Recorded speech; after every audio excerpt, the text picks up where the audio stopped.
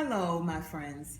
Listen, I am not one for conspiracy theories, nor am I trying to come up with my own doctrine.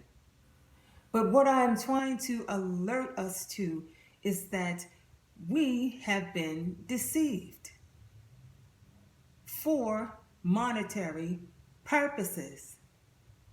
And so I want to let you know that we have been brought beyond our biblical borders. We are the indigenous people of this land, America, and Africa. And all human life began in Africa, and it wasn't even called Africa at that time because it's named after an Italian explorer. However, the point is that we have been indoctrinated by the Roman Empire Church. This information can easily be looked up. In fact, when they were doing Black History at a church here in New London called St. James, the European teacher was saying that the natives and the Africans were in fact indoctrinated and Christianized by the Roman Church. And there's evidence of it. I'm not trying to get you away from the Messiah, but I want you to know who the true Messiah is, what his name is. He didn't have an English name. And so I want to start off with saying that the Black people, we're calling ourselves Black people, but I want you to know that we have an identity. Black means that we don't have an identity. There are Black people everywhere. Black people all over. That's why we had this great movement with the Black Lives Matter. But now we have to really get down to the point. Because if we do not stand up and say that we are a sovereign nation of people with an identity, it's going to be ever lost, forever lost.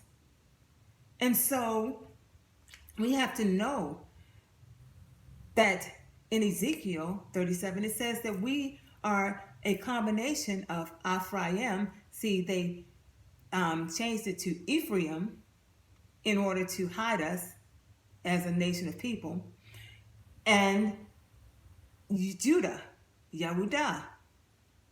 And so it says that the tribe of Judah settled in the region south of Jerusalem, and in time became the most powerful and most important tribe.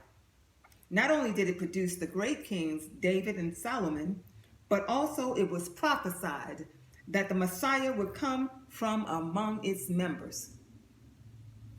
And there was a Hebrew Bible, the Tanakh, that states that Solomon sent his people over here thousands of years before in order to explore this land.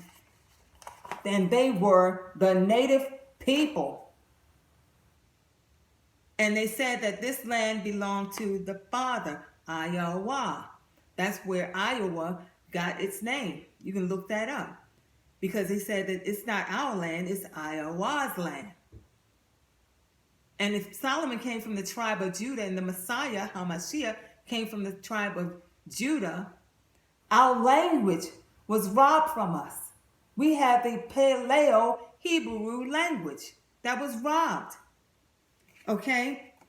And it also states that when Christopher Columbus, let me go back, we were enslaved by the Roman Catholic Church. Pope Nicholas V enslaved us and said that all sub-Saharan Africans would be enslaved perpetually. That was after they discovered the natives that were here because they were doing business with the tribe of Judah in West Africa, because the West African tribe of Judah or kingdom of Judah fled to West Africa after 70 AD, fleeing from Roman persecution. So the Roman Empire has constantly been persecuting the indigenous people, even to this day. And they've written all kinds of things and loopholes in their bylaws in order to continue to persecute and to hold us in captivity. It states that Christopher Columbus, okay, he had stated that he would take into captivity the natives, the Indians, okay, and that they could be easily taken. And at the time of his departure, the native people of Americas, Columbus wrote in his journal, they should be a good servant. And our Lord being pleased will take hence at time of my departure 6 natives for your highness. These captives were later paraded through the streets of Barcelona and Seville, when Columbus returned to Spain. Okay? And it says that Columbus sent back a consignment of Indians to be sold as slaves. Sold as slaves. All right? And then he had a change of heart, but it was too late. And so it says that nonetheless, the Pope's declaration ultimately had dire consequences for native inhabitants of the Americas. Beginning in 1514, the Spanish conqueror adopted the requirement, an ultimatum in which Indians were forced to accept the church as the ruler and superior of the whole world or face persecutions. And if Indians did not immediately comply, requirement warned them, we will take your wives and your children and make them slaves, okay, and do harm and damage to them. And this requirement was read to the Indians without translation, or in some, because they had their own language. They had to translate and they didn't. They read it in English. Even from ships before the members landed to kill Indians and take slaves. So the Messiah does not have a Roman or a English name. Okay? It's Paleo-Hebrew. And so I'm stating all of this because the Roman Empire is still in charge. All right? We have people in the Department of Justice right here in America who are of the Holy Roman Empire, ultra Romans, okay? And they are still trying to hang on. Say, let my people go. But they're still trying to hang on, and we are allowing them to hang on because we cannot seem to let go of the Roman Empire and stand up as a sovereign people and not just some black people. We are a sovereign nation. We are from the lost tribes of Israel. That's what they said when they came over here. These are people from the lost tribes. And so they've always been after us. And so even now they have loopholes in our Constitution. And it says all natives are not citizens of the United States. The descendants of the Aborigines and those of African origin are not entitled to the rights of citizens. Anterior to the adoption of the Constitution of the United States, each state had the right to make citizens of such person as it pleased. The Constitution does not authorize any but white persons to become citizens of the United States, and it must therefore be presumed that no one is a citizen who is not white.